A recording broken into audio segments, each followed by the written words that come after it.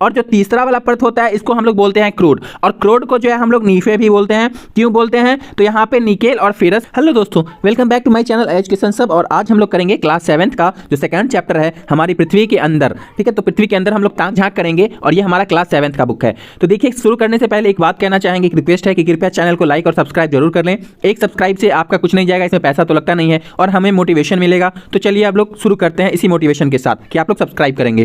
कहते हैं कि हमारी पृथ्वी एक गतिशील ग्रह है। चूंकि हम देखते हैं कि जो हमारी पृथ्वी है ये 24 घंटे में क्या करती है, अपने अक्ष पे एक चक्कर लगाती है, और 365 दिन में क्या करती है, 365 दिन 6 घंटे में क्या करती है, ये सूर्य के चारों साइड जो है एक चक्कर लगा लेती है। तो पृथ्वी हमारा रुकता नहीं है, क्या है कि ये घूमता रहता है। कहते हैं कि इसके अंदर और बाहर जो है निरंतर परिवर्तन होता रहता है, यानी कि पृथ्वी के भूगर्भ में भी और पृथ्वी के वायुमंडल में भी, यानी कि बाहरी भाग करेंगे तो क्या होगा कि आप देखते हैं कि पर्यावरण बदल रहा है या कुछ भी। ठीक है, आंतरिक भाग में भी जो है बहुत सारा परिवर्तन होता रहता है। तो कहते हैं इसी पे बात करता है क्या कि पृथ्वी के आंतरिक भाग में क्या है या फिर ये किन पदार्थों से बना है, इसके बारे में क्या हमने सोचा है। आप लोग अभी इस स्तर पे हैं कि सोचे होंगे, लेकिन अगर 6th क्लास 7th क्लास की हम बात करें तो बच्चा उतना नहीं सोचता है। तो चलिए हम लोग अब यहाँ पे शुरू करें। उससे पहले जो है एक इंपॉर्टेंट पॉइंट है कि क्या आप जानते हैं, तो क्या इंपॉर्टेंट पॉइंट है इसमें, तो विश्व की जो सबसे गहरी खान है ये दक्षिण अफ्रीका में स्थित है। ये एक इंपॉर्टेंट पॉइंट है, आपको याद रखना चाहिए। कहते हैं कि इसकी गहराई जो है लगभग 4 किलोमीटर, यानी कि ये गहराई अफ्रीकी खान की जो है 4 किलोमीटर है।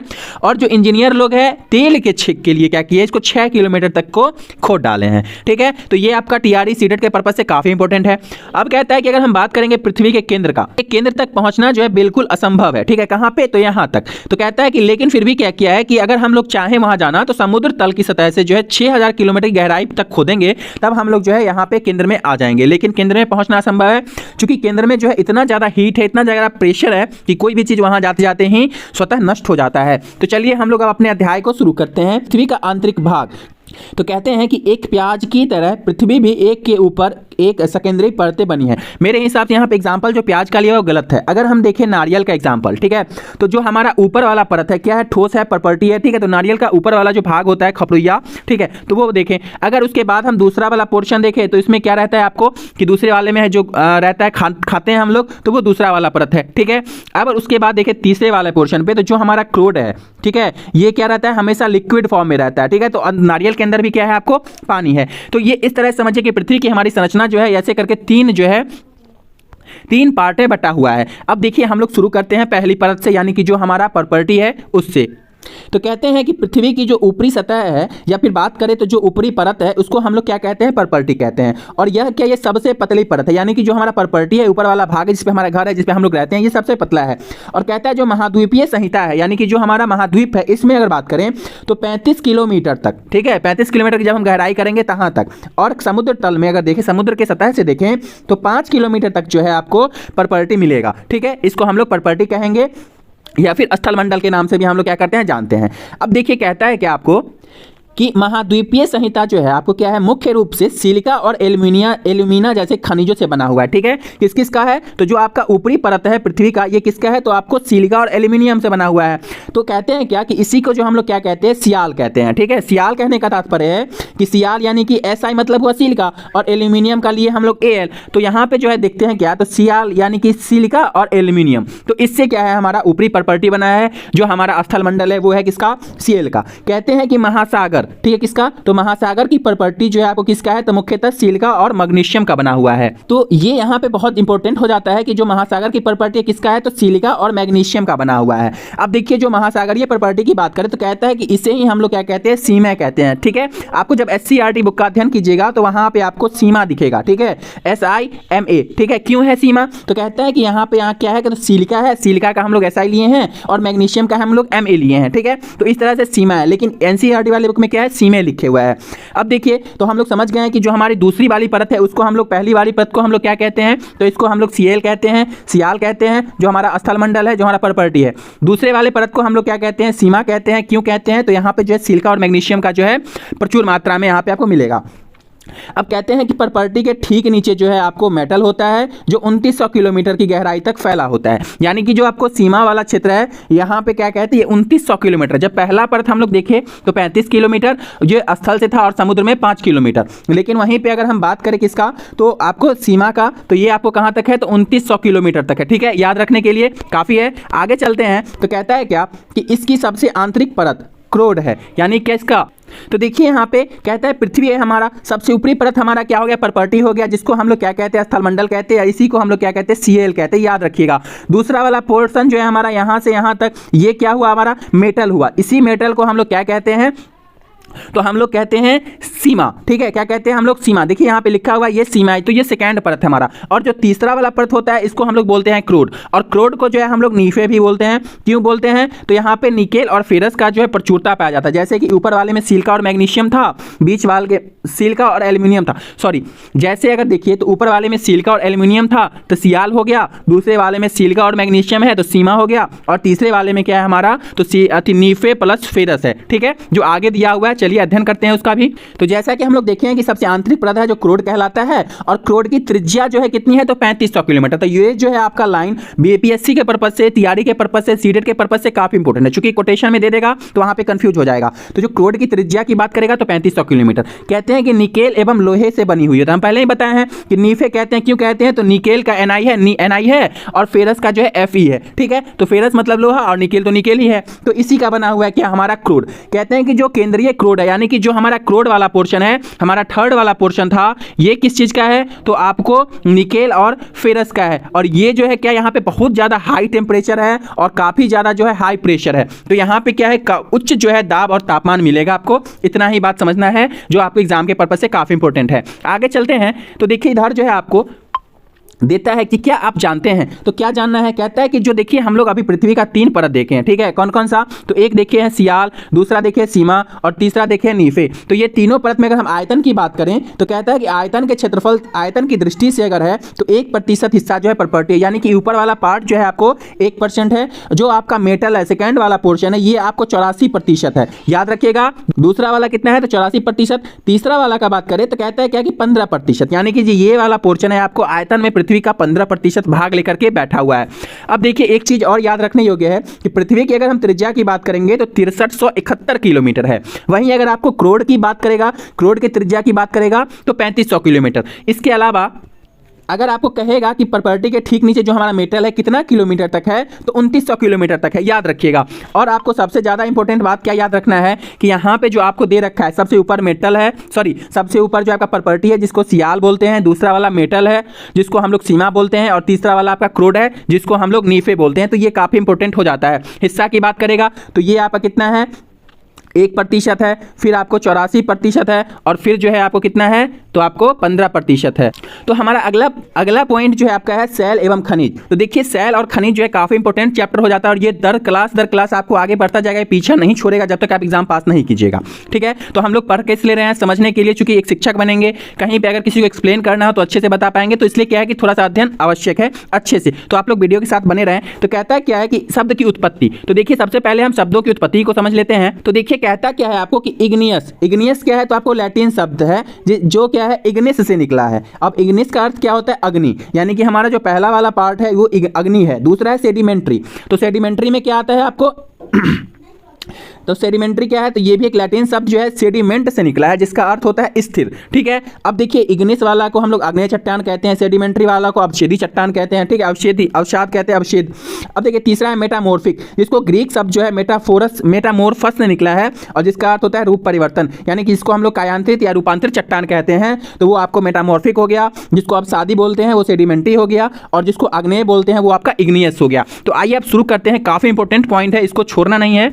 तो कहता है आपको क्या, सेल एवं खनिज। तो कहते हैं कि पृथ्वी की प्रॉपर्टी अनेक प्रकार के सेल से बना हुआ है। हम लोग जानते हैं कि बहुत सारा तरह का चीज हमको मिलता है। अभी हम लोग पृथ्वी के अंदर देखें, अब ऊपर की कुछ बात करते हैं। कहते हैं कि पृथ्वी की प्रॉपर्टी बनाने वाले खनिज पदार्थ के किसी भी प्राकृतिक पिंड को हम लोग सेल कहेंगे। याद रखिएगा ये लाइन, सीटेट में तो आता ही आता है कि पृथ्वी की प्रॉपर्टी बनाने वाले खनिज पदार्थों के किसी भी प्राकृतिक पिंड को क्या कहेंगे, हम लोग सेल कहेंगे। कहते हैं कि सेल विभिन्न रंग, आकार एवं गठन का हो सकता है, यानी कि सेल का जो आकार है कुछ भी हो सकता है। ठीक है, वो विभिन्न तरह के हो सकते हैं, उनका गठन भी जो है किसी भी तरह का आपको हो सकता है। ठीक है, अब देखिए आगे चलते हैं। तो कहता है कि आपको कि मुख्य रूप से सेल 3 प्रकार के होते हैं। अभी हम लोग देखेंगे कौन कौन सा। तो पहला है आग्नेय, जिसको बोलते हैं इग्नियस। दूसरा होता है आपको अवसादी, जिसको बोलते हैं सेडिमेंट्री। ठीक है, तो अवसादी सेल, आग्नेय सेल, और तीसरा है आपको कायांतरित, जिसको हम लोग मेटामॉर्फिक सेल बोलते हैं। तो यहीं पे एक लाइन में समझ लीजिए कि जो आपका आग्नेय है, आग्नेय से बनता है अपशादी, और आग्नेय और अपशादी से मिलकर बनता है आपको कायांतरित। ठीक है, अब चलते हैं आगे। अब देखिए कहता है कि सेल आखिर बनता कैसे है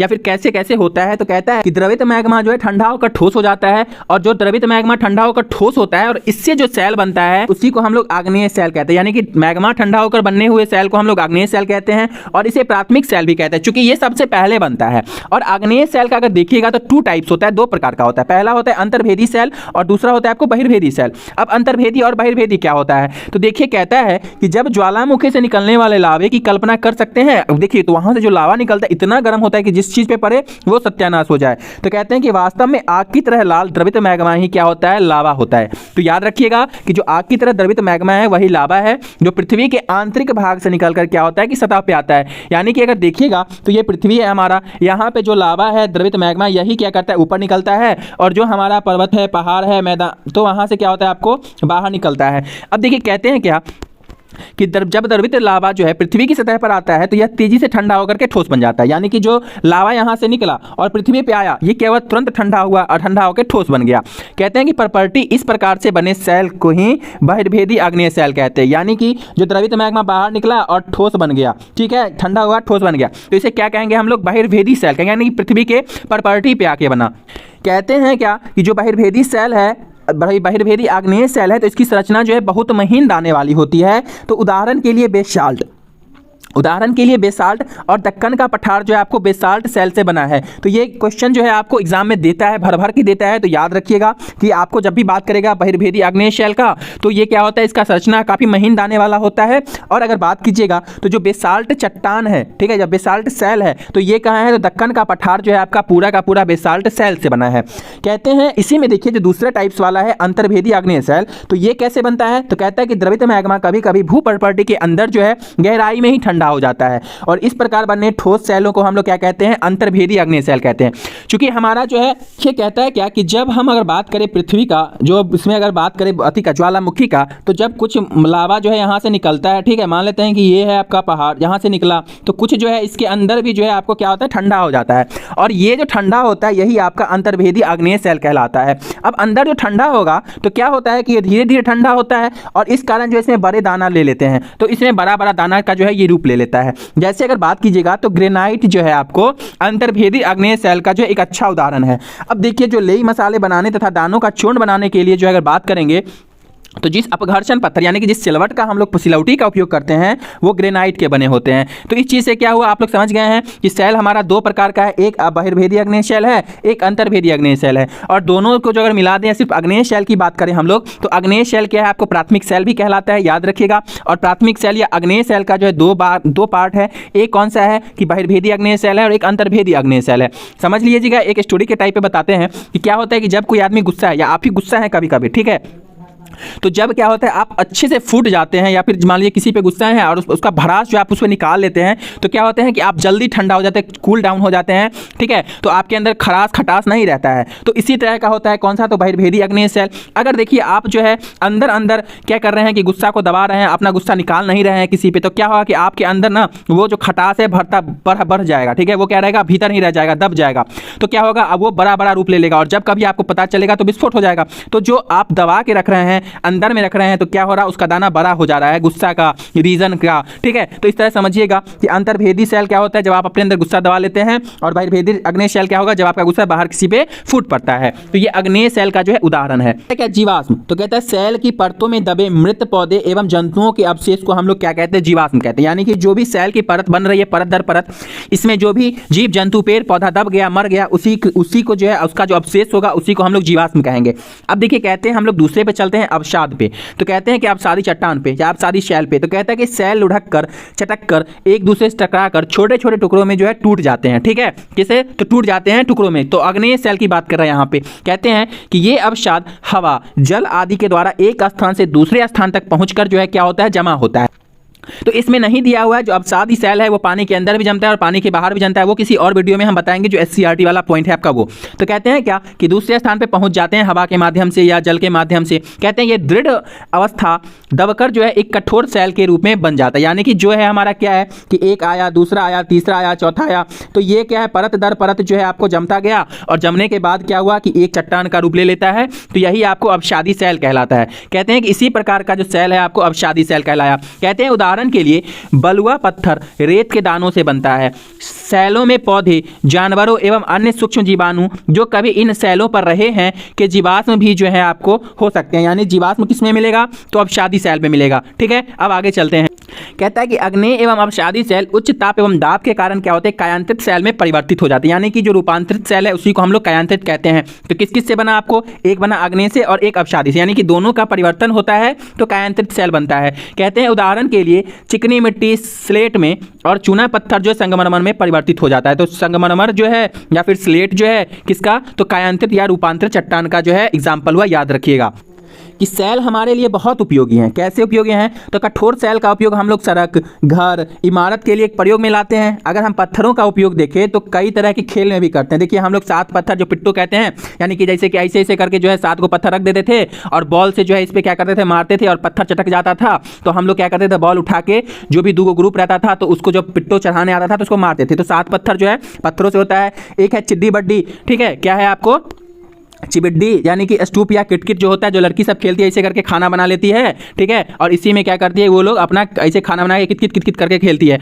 तो इस तरह का खेल है। या फिर 5 पत्थर गिट्टी, जो लड़की सब क्या करती है कि 5 को पत्थर रहता है उसको हाथ से उछाल उछाल खेलती है। तो पत्थर से जो हम लोग खेल भी खेलते हैं। ठीक है, कहता है कि दादी, माता पिता, पड़ोसी आदि से पूछकर भी जो है अन्य खेलों के बारे में हम लोग जान सकते हैं। अब देखिए कुछ कहता है इंपॉर्टेंट पॉइंट है यहाँ पे, ये आपको इस बार वाला जो जनवरी वाला जो एग्जाम हुआ था सीटेट का उसमें पूछा था। तो आप लोग समझ लीजिएगा कि जो लाल किला है ये लाल बलुआ पत्थर का बना है और जो ताजमहल है ये सफ़ेद संगमरमर का बना है। तो याद रखिएगा सफ़ेद संगमरमर और लाल बलुआ पत्थर। आगे देखिए कहता है क्या, हाँ आप लोग कमेंट करके जरूर बताइए कि लाल बलुआ पत्थर किसका उदाहरण है और ताजमहल जो संगमरमर है ये कौन से सेल का उदाहरण है। आपको जानकर आश्चर्य होगा, ये भी जानना बहुत ही रोचक है कि जो किन्हीं निश्चित दशाओं में एक प्रकार की सेल चक्रीय तरीके से एक दूसरे में परिवर्तन भी हो जाते हैं। जो एक सेल है दूसरे सेल में परिवर्तन होते रहते हैं और इसी प्रक्रिया को सेल चक्र कहते हैं। यानी कि देखिएगा यहाँ पे कि मैग्मा से अग्नेय सेल बना, अब अग्नेय सेल से जो है अवसाद बना। ठीक है, अवसाद से क्या हुआ, ये तलछट में आया और फिर एक साथ जमा हुआ तो अवसादी सेल का निर्माण हुआ।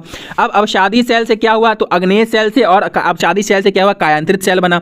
अब देखिए कहता है क्या यहाँ पे कि जो आपको कायांतरित सेल है इससे भी अवसाद जो तलछट में जमा होता है और इससे क्या होता है आपको बन जाता है। फिर देखिए कायांतरित सेल जो है क्या होता है आपको मैग्मा में बन जाता है। तो इस तरह का क्या है कि परिवर्तन चलते रहता है। या फिर अवसादी सेल को देखिए तो ये मैग्मा में परिवर्तित होता है। तो फिर इस तरह से क्या होता है कि हमारा जो सेल चक्र है ये हमारा क्या है चलते रहता है। कहते हैं कि द्रवित मैग्मा ठंडा होकर ठोस अग्नेय सेल बन जाते हैं। अग्नेय सेल छोटे छोटे टुकड़ों में टूटकर एक स्थान से दूसरे स्थान पर स्थानांतरित होकर अवसादी बनते हैं और सेल का निर्माण करते हैं। ताप एवं दाब के कारण क्या होता है, अग्नेय और अवसादी सेल जो है कायांतरित में टूट जाते हैं, यानी इसमें टूटते हैं। कहते हैं अत्यधिक ताप और दाब के कारण जो है कायांतरित सेल पुनः पिघलकर द्रवित मैग्मा बन जाता है। यानी कि जो कायांतरित सेल है ये अधिक टेम्परेचर और प्रेशर के कारण पिघलता है और मैग्मा बन जाता है। और यही द्रवित मैग्मा जो है पुनः ठंडा होकर के क्या करता है, ठोस सेल में परिवर्तित हो जाता है। यानी कि ये क्या है, सारा का सारा जो है आपको प्रक्रिया चालू रहता है और चलता रहता है। इसी को हम लोग क्या कहते हैं, सेल चक्र कहते हैं। तो देखिए कहते हैं कि सेल विभिन्न खनिजों की बनी होती है। खनिज प्राकृतिक रूप में पाए जाने वाले पदार्थ हैं जिनका जो है निश्चित गुणधर्म होता है, भौतिक गुणधर्म होता है, रासायनिक मिश्रण होता है। अगर हम बात करें तो खनिज मानव जाति के लिए बहुत महत्वपूर्ण है। तो खनिज का उपयोग क्या करते हैं, तो हम लोग इसका उपयोग ईंधन की तरह कहते हैं। जैसे कोयला खनिज है, प्राकृतिक गैस है, पेट्रोलियम है। कहता है कि इसका उपयोग जो है औषधि उर्वरक में भी होता है, जैसे लोहा, एल्यूमिनियम, सोना, यूरेनियम इत्यादि। तो इस तरह से हम लोग देखें अभी क्या क्या, तो पृथ्वी हमारा क्या है, तो गतिशील है। पृथ्वी की 3 परत के बारे में देखे हैं, कौन कौन सा है, तो सियाल, सीमा और नीफे है। कितना कितना प्रतिशत है, पृथ्वी की त्रिज्या कितनी है और जो है सो क्रोड का त्रिज्या कितना है वो देखे हैं।